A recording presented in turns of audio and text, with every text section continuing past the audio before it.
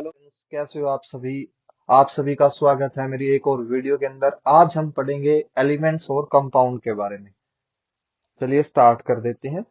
Pure substances can be further classified into elements and compounds. जो शुद्ध पदार्थ है उसको तत्व और यौगिक के रूप में भी वर्गीकृत किया जा सकता है। An element is the simplest form of a pure substance. It may be defined as the simplest form of a pure substance which can neither be decomposed into nor built from simpler substances by ordinary physical or chemical methods. जो एक तत्व है वो पदार्थ की सबसे simplest यानी सबसे सरलतम फॉर्म होती है, जिसके आगे ना हम उस तत्व को आगे तोड़ सकते हैं, डिकम्पोज कर सकते हैं, ना ही उस सब्सटेंस से हम और दूसरा सरलतम सब्सटेंस बना सकते हैं। यानी उसको और आगे हम सिंप्लीफाइड नहीं कर सकते हैं किसी भी फिजिकल और केमिकल मेथड की हेल्प से। किसी भी फिजिकल और केमिकल मेथड की हेल्प से हम सब्सटेंस को, हम एलिमेंट को और ज्यादा सिंप्लीफाइड नहीं कर सकते हैं। The common examples of elements are hydrogen, oxygen, nitrogen, sulfur, lead, gold, mercury, etc.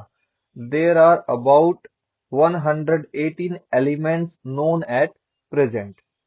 जो सामान्य एग्जाम्पल है एलिमेंट्स के, तत्वों के, हाइड्रोजन, ऑक्सीजन, नाइट्रोजन, सल्फर, लोहा, लेड, सोना, पारा। अभी तक जो है टोटल 118 तत्व ज्ञात हैं। आगे चलिए कंपाउंड के बारे में। कंपाउंड होते हैं यौगिक। Compounds are the pure substances containing more than one kind of elements.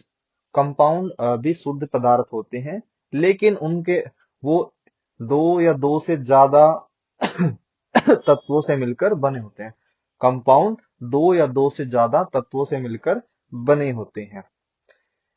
A compound may be defined as a pure substance containing atoms of two or more than two elements combined together in a definite proportion by mass and which can be decomposed into its constituent elements by suitable chemical methods।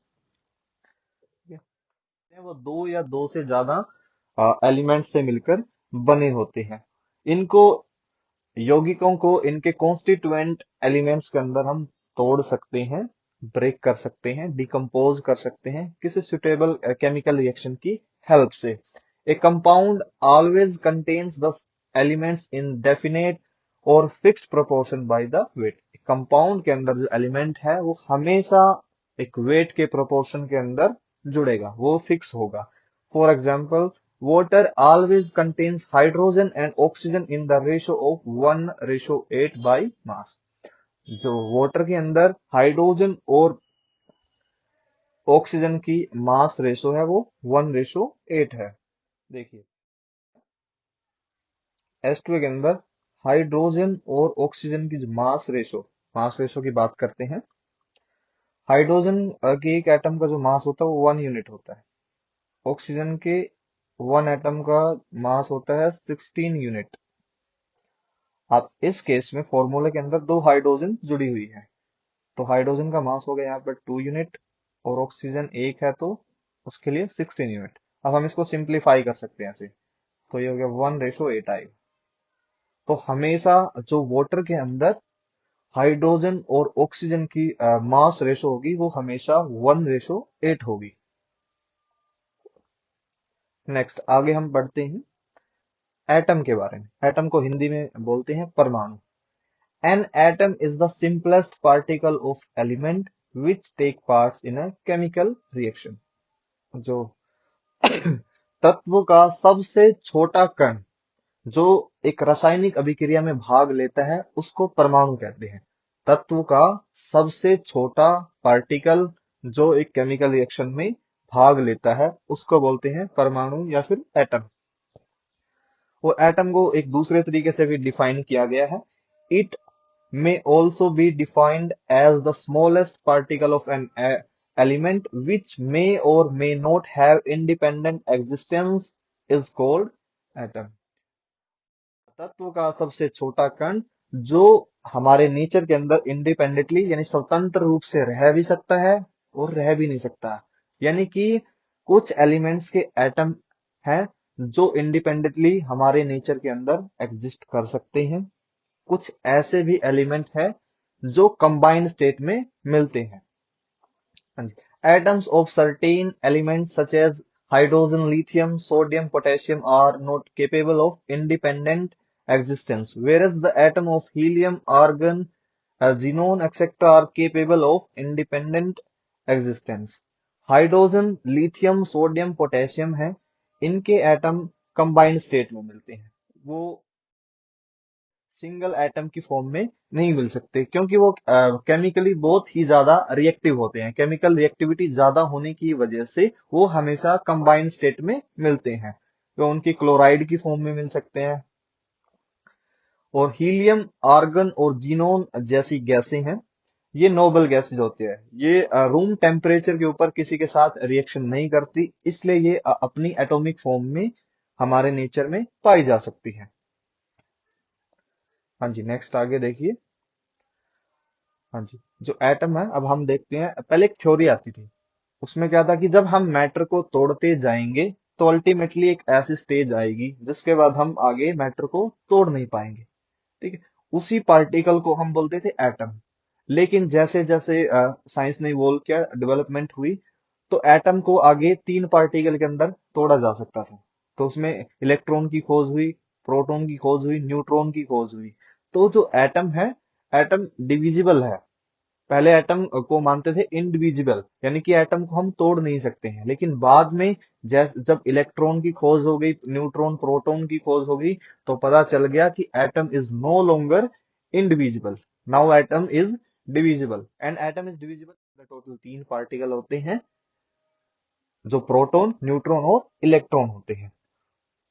हाँ जी, ये मैंने एक atom का छोटा सा basic structure आपको समझाने के लिए बनाया है। ये जो बीच में मैंने बनाया है, ये येलो से पोर्शन के अंदर, इसको बोलते हैं एटम का न्यूक्लियस। और न्यूक्लियस के अंदर, एटम के न्यूक्लियस के अंदर पॉजिटिव चार्ज यानी प्रोटॉन, जिसके ऊपर पॉजिटिव चार्ज होता है, प्रोटॉन के ऊपर होता है जी पॉजिटिव चार्ज। न्यूट्रॉन के ऊपर कोई भी चार्ज नहीं होता है। ये न्यूट्रल पार्टिकल होता है। और जो इलेक्ट्रॉन है, इलेक्ट्रॉन के ऊपर होता है जी नेगेटिव चार्ज।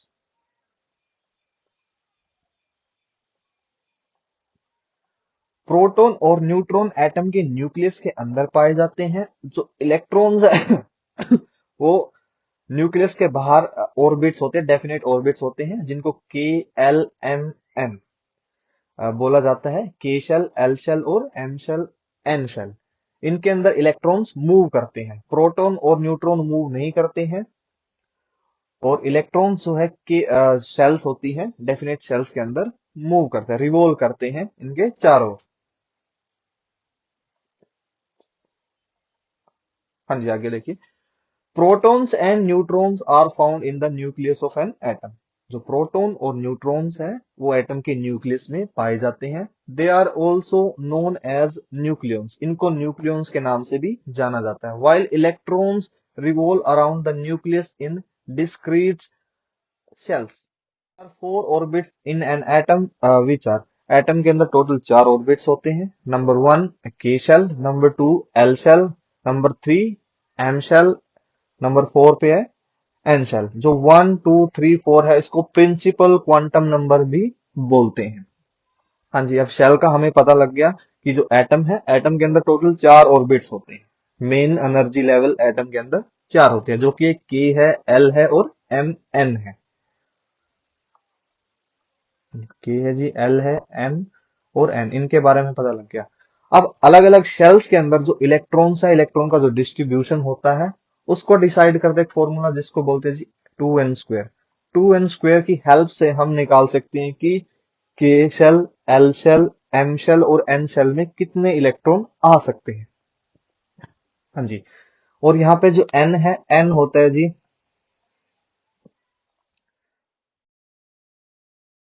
नंबर बोल सकते हैं इसको, आप प्रिंसिपल क्वांटम नंबर भी बोल सकते हैं।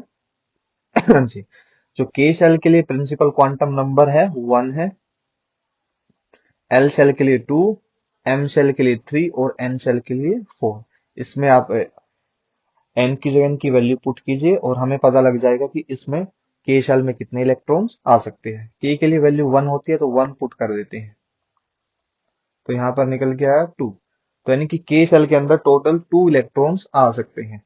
अब एल शेल के लिए जो प्रिंसिपल क्वांटम नंबर है जी वो 2 होता है।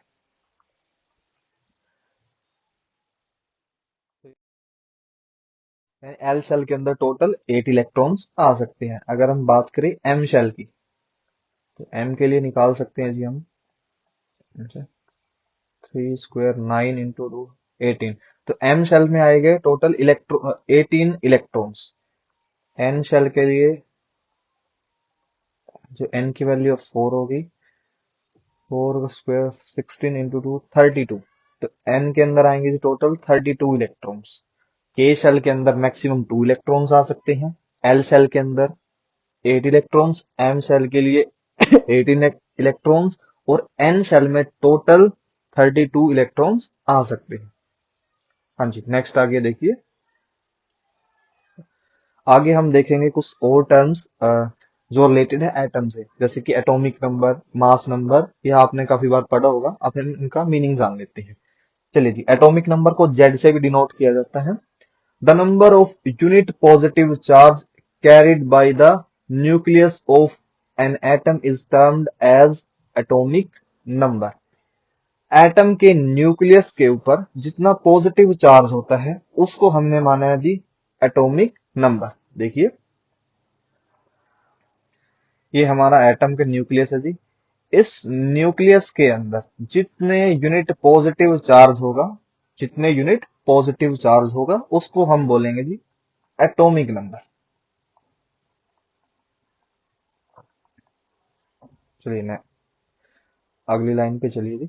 Since the positive charge on the nucleus is due to the presence of protons in it and each proton carries 1 unit positive charge, therefore the atomic number is numerically equal to the number of protons present in the nucleus of an atom। हाँ जी, क्योंकि जो nucleus के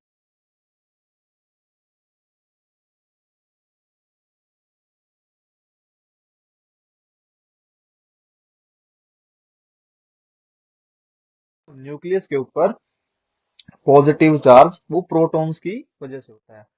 और एक proton के ऊपर,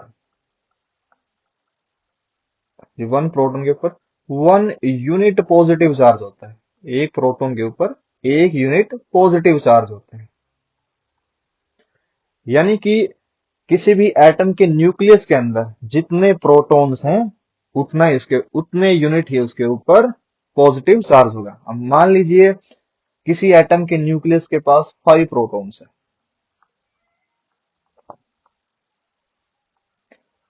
तो उसके ऊपर 5 यूनिट पॉजिटिव चार्ज होगा।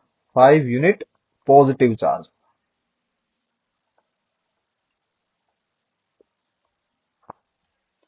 समझ आया जी? हाँ जी, नेक्स्ट चलिए। देखिए, आगे नेक्स्ट है जी mass number. Since the electrons are of negligible mass, the entire mass of the atom is due to protons and neutrons only. These particles are present in the nucleus and are collectively known as nucleons।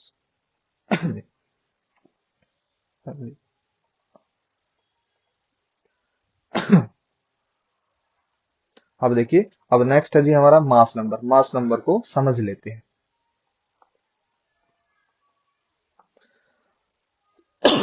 ये होगा जी, इधर हो गया atom का nucleus. अब nucleus के अंदर हमें पता है कि यहाँ पर प्रोटॉन और न्यूट्रॉन पाए जाते हैं, और यहाँ पर होती है जी शेल्स।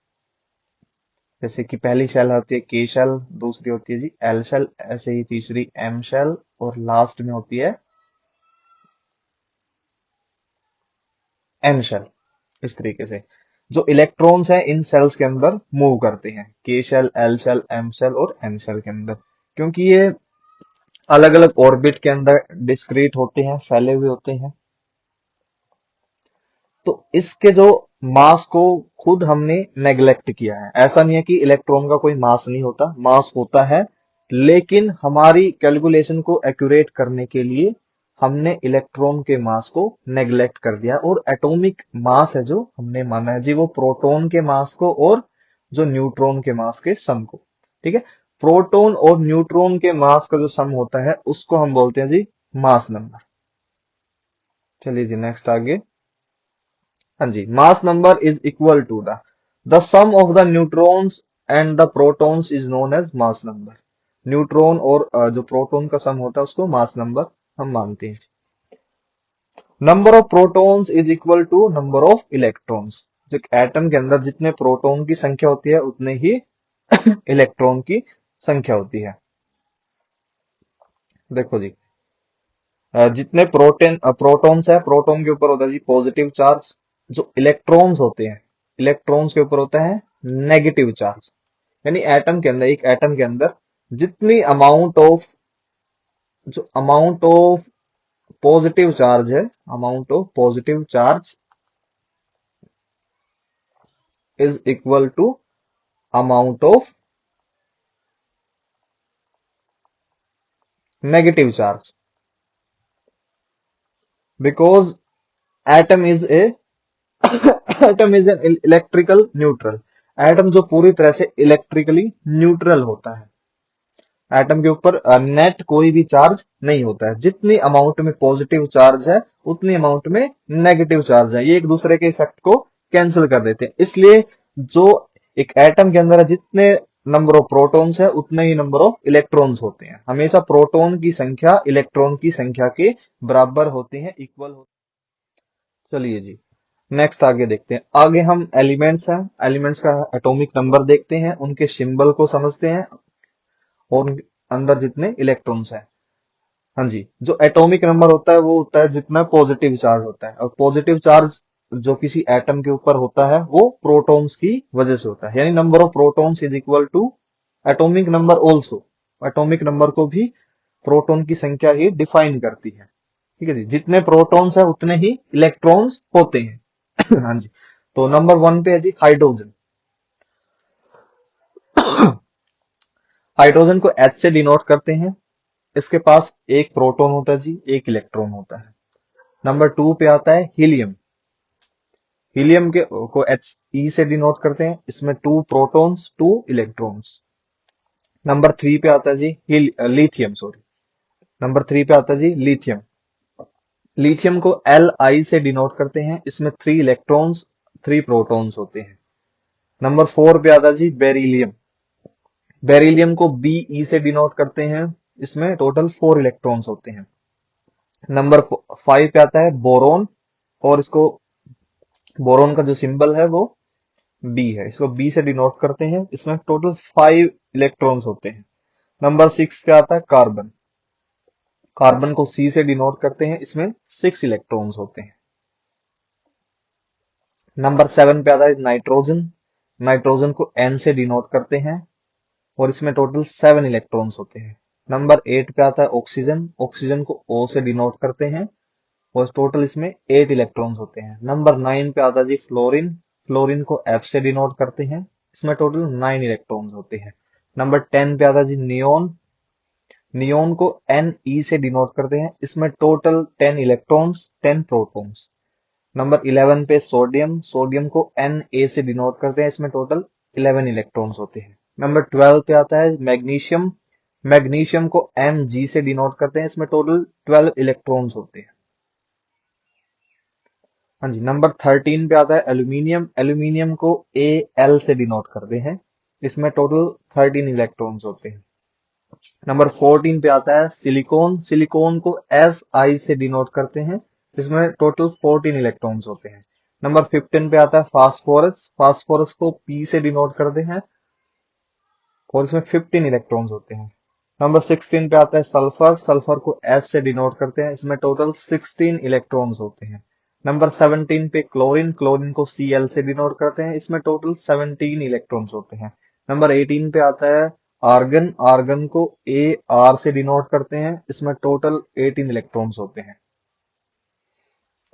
नंबर 19 पे आता है पोटेशियम, पोटेशियम को K से डिनोट करते हैं, इसमें टोटल 19 इलेक्ट्रॉन्स होते हैं। 20 पे आता है कैल्शियम, कैल्शियम को Ca से डिनोट करते हैं, इसमें टोटल 20 इलेक्ट्रॉन्स। हाँ जी, कैल्शियम का जो रियल प्रोनाउंसिएशन है वो कैल्शियम भी होता है, उसको कैल्शियम भी बोलते हैं।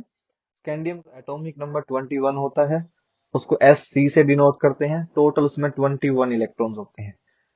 22 पे टाइटेनियम, टाइटेनियम को Ti से डिनोट करते हैं, इसमें टोटल 22 इलेक्ट्रॉन्स होते हैं।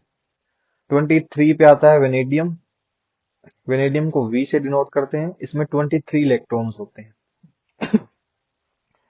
24 पे क्रोमियम, क्रोमियम को Cr से डिनोट करते हैं, इसमें टोटल 24 इलेक्ट्रॉन्स होते हैं।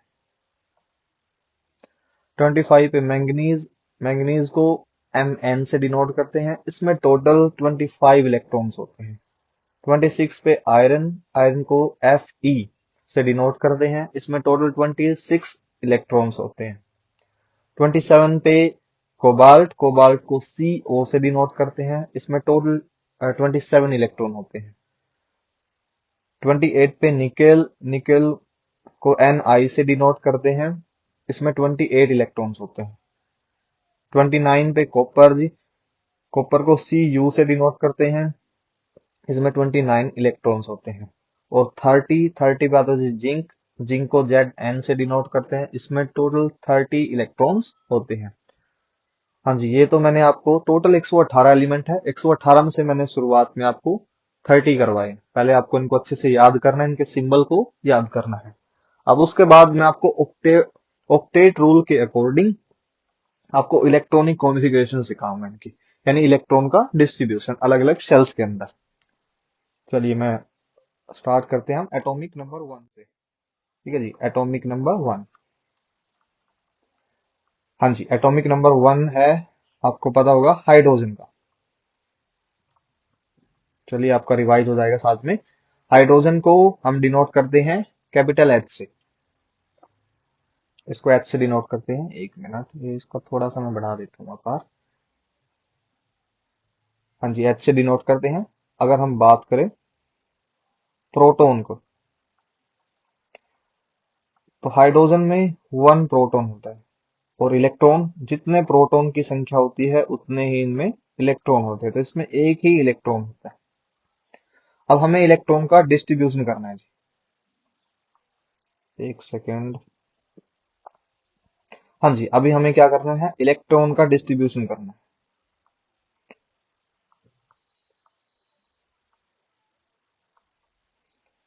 इलेक्ट्रॉनिक डिस्ट्रीब्यूशन या फिर इलेक्ट्रॉनिक कॉन्फ़िगरेशन कह सकते हैं आप, कॉन्फ़िगरेशन,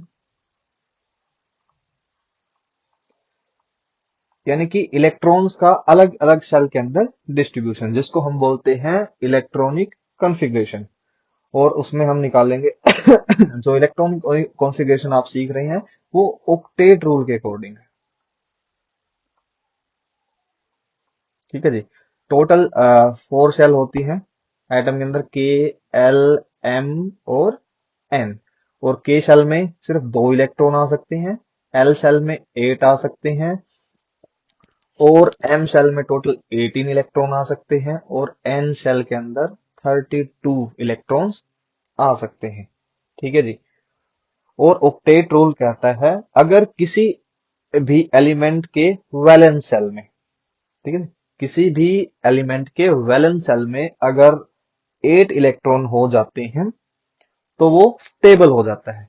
कोई भी एटम है, किसी भी एलिमेंट का एटम तब तक कंबाइन करते हैं, तब तक केमिकल रिएक्ट करते हैं जब तक कि वो केमिकली स्टेबल ना हो जाए। ठीक है। और केमिकली स्टेबल होने के लिए उनके वैलेंस सेल के अंदर, वैलेंस सेल होते हैं जी आउटर मोस्ट सेल, यानी लास्ट जो सेल होती है उसको बोलते हैं आउटर मोस्ट सेल। जब आउटर मोस्ट सेल के अंदर 8 इलेक्ट्रॉन हो जाते हैं। चलिए जी, अब हम देखते हैं, सबसे पहले है हाइड्रोजन।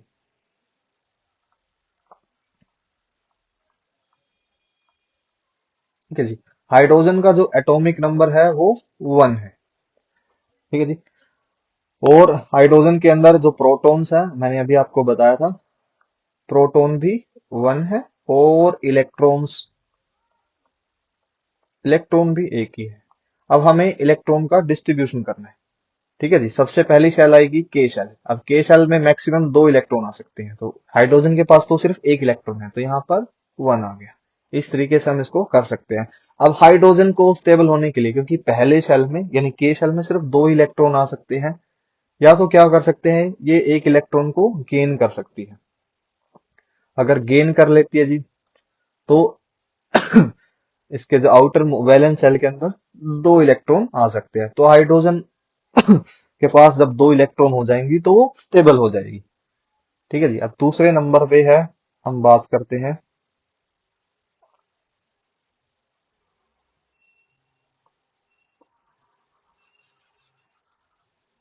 चलिए जी, हीलियम आ गई।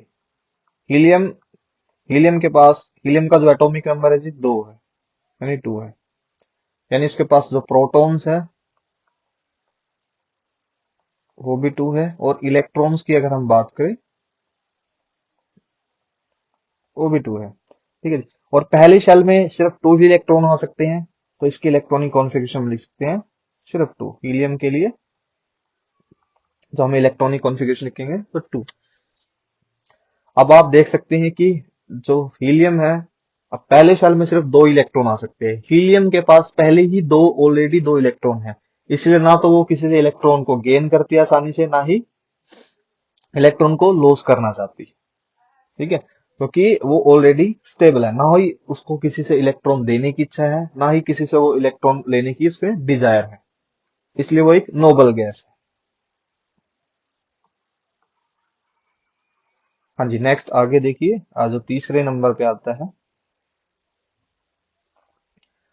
हाँ, नंबर 3 पे आता है जी लिथियम। ठीक है जी। अब लिथियम का जो एटॉमिक नंबर है वो 3 है। ठीक है जी। प्रोटॉन्स की अगर हम बात करें तो इसमें 3 प्रोटॉन्स, तो इलेक्ट्रॉन्स भी इनके अंदर 3 होते हैं। ठीक है जी।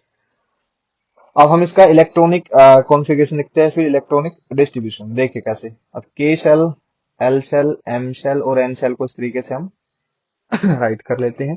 अब पहले शेल के अंदर, फर्स्ट शेल के अंदर मैक्सिमम 2 इलेक्ट्रॉन्स आ सकते हैं, तो 2 यहाँ पर आ गए। अब एल शेल में 8 इलेक्ट्रॉन आ सकते हैं, जो बाकी लिथियम के पास इलेक्ट्रॉन है वो अगले शेल में चले जाएंगे, तो यहाँ पर 1 इलेक्ट्रॉन। तो इस प्रकार से इसकी इलेक्ट्रॉनिक कॉन्फ़िगरेशन आ गई। अब कंफ्यूजन थी वैलेंस शेल पे, तो जो लास्ट शेल होती है, आउटर मोस्ट शेल, ठीक है जी, लिथियम के केस में जो वैलेंस शेल है वो एल शेल है, ये है इसकी वैलेंस शेल। और किसी भी केमिकल रिएक्शन के अंदर हमेशा वैलेंस शेल इलेक्ट्रॉन ही पार्ट करते हैं, हमेशा। किसी भी केमिकल रिएक्शन के अंदर सिर्फ वैलेंस शेल इलेक्ट्रॉन्स है वही भाग लेते हैं, और कोई इलेक्ट्रॉन भाग नहीं लेता केमिकल रिएक्शन में। तो वैलेंस शेल में जो इलेक्ट्रॉन है वही किसी भी एलिमेंट की प्रॉपर्टीज को डिटरमाइन करने में हेल्प करता है। हाँ जी। नेक्स्ट आगे देखिए, नेक्स्ट है लिथियम के बाद आता है जी बेरिलियम। इसको बीई से डिनोट करते हैं। एटॉमिक नंबर बेरिलियम का होता है जी 4। इलेक्ट्रॉनिक कॉन्फ़िगरेशन की हम बात करेंगे, हम ऐसे लिख लेंगे के एल एम एन। तो चार इलेक्ट्रॉन है इसके पास, तो पहले शेल में 2 आ सकते हैं, बाकी के इलेक्ट्रॉन्स अगली शेल के अंदर चले गए। अब उसके बाद आता है जी बेरिलियम के बाद आता है जी बोरोन। बोरोन के पास होते हैं जी 5 इलेक्ट्रॉन्स। ठीक है। बोरोन का जो एटॉमिक नंबर है वो 5 है। पहले शेल में 2 इलेक्ट्रॉन, दूसरे में 3, ऐसे जी। बोरोन के बाद कार्बन आता है जी। कार्बन एटॉमिक नंबर 6 होता है, यानी 6 प्रोटॉन 6 इलेक्ट्रॉन्स। पहले शेल में 2 इलेक्ट्रॉन्स, दूसरे में 4। कार्बन के बाद आता है जी नाइट्रोजन। नाइट्रोजन का एटॉमिक नंबर 7, यानी इसके पास 7 इलेक्ट्रॉन और साथ ही प्रोटॉन्स है। तो पहले शेल में 2 इलेक्ट्रॉन, अगले शेल में 5 इलेक्ट्रॉन्स। कार्बन नाइट्रोजन के बाद आता है जी ऑक्सीजन। ऑक्सीजन के पास 8 इलेक्ट्रॉन्स, पहले शेल में 2, अगले शेल में 6 इलेक्ट्रॉन। उसके बाद आता है जी फ्लोरीन। फ्लोरीन केस में 9 इलेक्ट्रॉन, क्योंकि फ्लोरीन का एटॉमिक नंबर 9 होता है, तो इसमें 9 इलेक्ट्रॉन्स हो गए। तो फर्स्ट सेल में 2 इलेक्ट्रॉन्स, अगले सेल में 7 इलेक्ट्रॉन्स होंगे। हाँ जी, चलिए नेक्स्ट आगे। फ्लोरीन के बाद आता है जी,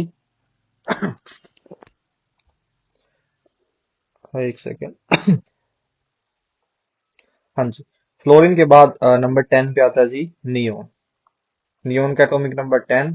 अब इलेक्ट्रॉनिक कॉन्फ़िगरेशन देखिए, K L M N। अब पहले शेल में 2 इलेक्ट्रॉन, दूसरे में 8, कंप्लीट हो गया। नियोन के बाद 11 नंबर पे आता है जी सोडियम। उसको Na से डिनोट करते हैं सोडियम को, तो इनका लिख लेते हैं जी K L M N। तो फर्स्ट सेल में 2 इलेक्ट्रॉन, दूसरे में 8, और नेक्स्ट में 1। क्योंकि सेकेंड शेल के अंदर मैक्सिमम 8 इलेक्ट्रॉन आ सकते हैं, तो 8 इसमें आ गए। 8 आने के बाद अगले M शेल के अंदर इलेक्ट्रॉन माइग्रेट कर जाएंगे। नेक्स्ट है जी मैग्नीशियम। मैग्नीशियम का एटॉमिक नंबर 12 होता है जी 12। फर्स्ट शेल में 2 इलेक्ट्रॉन, नेक्स्ट में 8, और उससे एम शेल में 2 इलेक्ट्रॉन। और ये इनकी वैलेंस शेल है, जो लास्ट शेल होती है इसको वैलेंस शेल भी बोलते हैं। जो वैलेंस शेल होती है वही हर एक एलिमेंट की प्रॉपर्टी को डिटरमाइन करने में हेल्प करती है। कोई एलिमेंट मेटल, नॉन मेटल या सेमी मेटल क्यों है, इसके पीछे का जो रीजन है वो वैलेंस शेल होता है। क्योंकि किसी भी केमिकल रिएक्शन के अंदर वैलेंस शेल इलेक्ट्रॉन ही भाग लेते हैं। हाँ जी, नेक्स्ट आगे है एल्यूमिनियम। एल्यूमिनियम का एटॉमिक नंबर है 13। तो फर्स्ट शेल में 2, नेक्स्ट शेल में 8, और अगले में 3। तो के शेल में 2 इलेक्ट्रॉन, एल शेल में 8 इलेक्ट्रॉन, एम शेल में 3 इलेक्ट्रॉन्स। हाँ जी, नेक्स्ट आगे देखिए, एक मिनट। हाँ जी, एल्यूमिनियम के बाद है जी सिलिकॉन।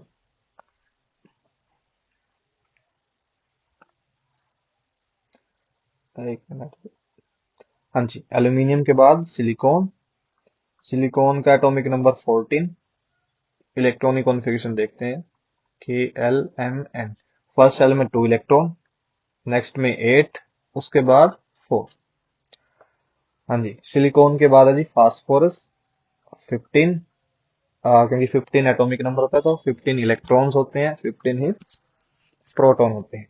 तो फर्स्ट शेल में 2, नेक्स्ट एल में 8, एम शेल में 5। हाँ जी, फास्फोरस के बाद है जी सल्फर। 16 नंबर पे आता है सल्फर। सल्फर को एस से डिनोट करते हैं।